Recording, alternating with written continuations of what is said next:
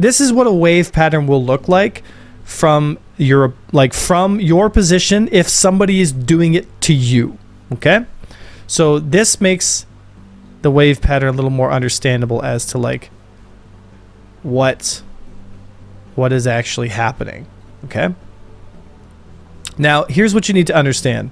Okay, if you want to pull off wave pattern, it's best to pull it off at around let's see here, you're going to want to pull it off at around 500 meters or more.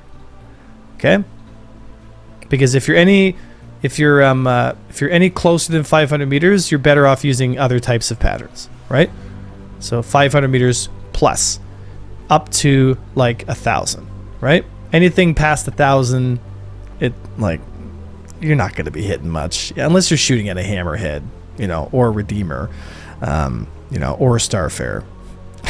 If you're shooting Big Bertha, you can hit them past 1,000. But if you're shooting at an arrow or another PvP pilot in a fighter, even a medium fighter, 1,000 is just too goddamn far, right? You gotta be, if you are gonna shoot that range, shoot like a quick little burst, like, and then change your angle, right? Anyway, so we're gonna assume we're fighting another arrow, right? So we're gonna go here, we're gonna draw the arrow, okay?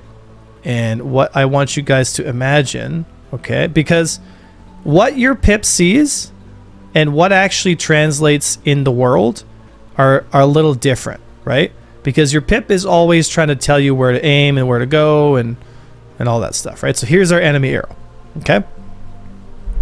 Now, what mostly confuses people and why they get frustrated with the pip are two reasons, right? One, because our pip is predicting, okay, a point of impact, right? What ends up happening is because it only takes information as it gets it, rather than you know, like the human brain kind of looks at the overall flight path. Like today in Arena Commander, for example, I said, hey, I'm just going to stop looking at my pip and I'm just going to look at the ship and guide my tracers on, right? Because the human brain can smooth these patterns out, right? Like obviously we're up here and we're down here. We're up here, we're down here. We're up here, we're down here, right? Wave that pattern. But what's important about wave pattern is that it's not just an up or a down strafe, right? Like what you're doing is you're orbiting your target like in a clockwise or counterclockwise fashion, and you're holding your distance with your main thruster. So if you got to push in a little harder, you're pushing in, right? But what you got to understand is it's not just an up and a down strafe. You're also rolling your wings from, it's not the right one. You're rolling your wings from here to here, to here, to here, like a teeter-totter, right? So you're deflecting your angle from here to here, okay? So that angle that you're creating goes from here and then back down to here. So it's like it's an angular change as well as a deflection change, right? And that can be a little confusing for people because if it happens at a fast enough rate, right, and the rate of the ability for a ship to do that comes directly from the ship's what's called jerk profile. So the jerk profile allows you, if your ship has basically no jerk and also it's hyper responsive, your wave pattern can look like this, right? If you're a little slower, like a Vanguard, your wave pattern might look a little more steady, right? It might look a little bit more pronounced and a little more obvious, right? So to execute wave pattern, you want to be plus 500 meters. You want to understand that what you're doing is you're rolling your wings to the right, then to the left, to the right, to the left. But remember, you might have hard, really hard right or left strafe applied to create that angular momentum to kind of walk around your target, right? And what you want to do is you always want to return to a position where you're kind of either walking around your target, because again, you don't want to do wave pattern if you're directly in front of someone, right? If you're going to be in front of somebody and you're not going to be trying to get around them, what you want to do is you want to stay nosing towards them and corkscrew, counter corkscrew, and then do an S turn on one side to the other, one side to the other. And you want to do what's called nose watching, right? Where what you do is you look directly at where your enemy's nose is, okay? And the second you see your enemy's nose, all right, because again, you're going to predict, right? You're going to look at his nose and you're going to look at his guns and you're going to go like, well, it's likely that he is going to be hitting me. So if he's aiming right towards me here, it's probably best right now for me to create a deflection angle, right? So there's lots of ways you can do it, right? You can, like in this position, the one we're currently in, we could just strafe us. We can strafe directly up right now, right? Which will get us up around here, and it'll have his nose have to track that difference in deflection, right? And by the time he realizes that I've moved from here to here, he now corrects for that and moves. And again, we're watching our target's nose, right? So once his nose moves from here and then it lines back up with us, then we move up here, and then it lines back up, and then we move to the left, and then it lines back up, and then it move up, and then it lines back up, right? And you're always kind of playing the game, because the truth is this: we don't have the accelerations high enough when it comes to like a light versus a light fighter to be able to completely get around someone's turn rate. Like, in order for me to get outside of the arrow's turn rate, I need to be like inside, like I think 150 meters, right? And with the velocities we have, in order to get inside some, like, that's just, yeah, it's just a totally different animal. It's a totally different animal, right? But it's cool, right? Anyway, this is wave pattern kind of broken down. I have a YouTube video that explains this specifically, right? But it has to do with rolling your wings to the right or to the left. And the reason it's called wave pattern is because this pattern looks like the waves of the ocean, right? So what gets confusing for a lot of people is they get too pip focused. They get so focused on like a specific point in the fight, and they lose track of what's actually going on. And this is why I always tell people, it's like you need to be looking at what's going on in the fight instead of looking at like the individual points on, you know, like shoot this pip right here, do this. Like the fixed assist will do the best it can to adjust for the micro aim problems, right? Or at least when it's working, it should do this, right?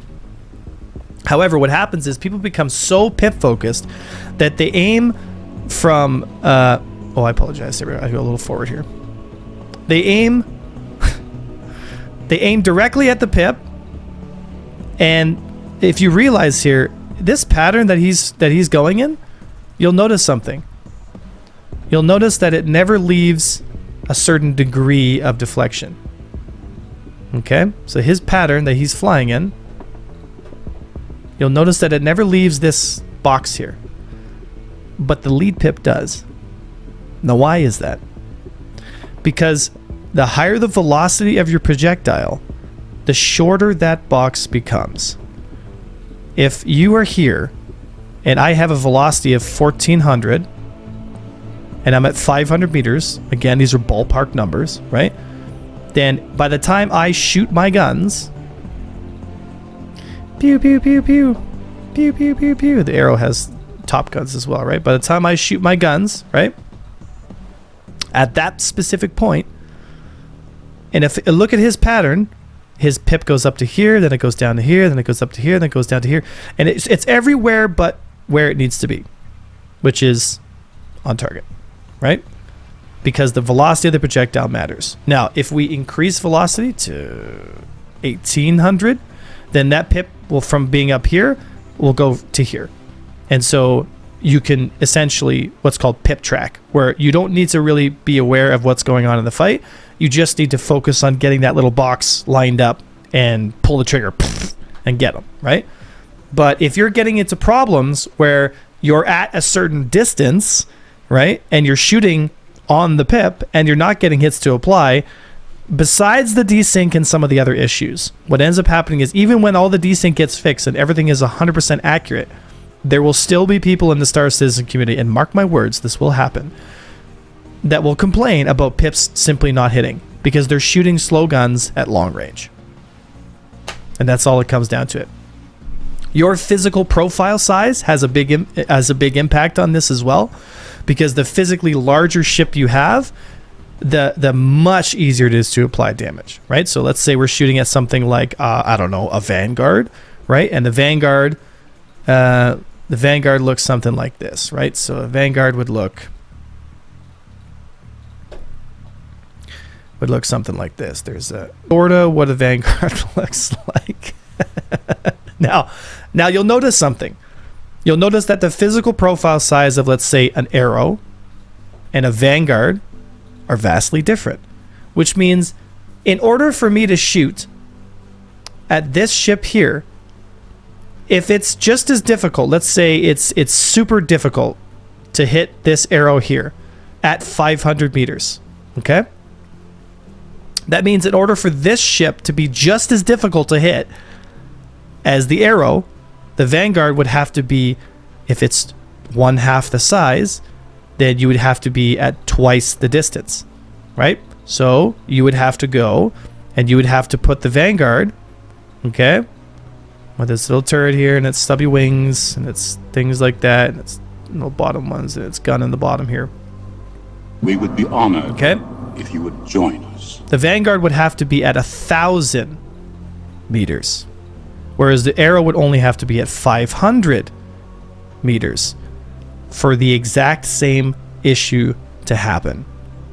Now, the higher the distance, we would be honored, the bigger the pip deflection error. So if you double the distance, the signature becomes the same, right? Welcome to the Imperial Navy. So these are the things you got to understand, right? Now you can wave pattern in a Vanguard the exact same way you can in an arrow.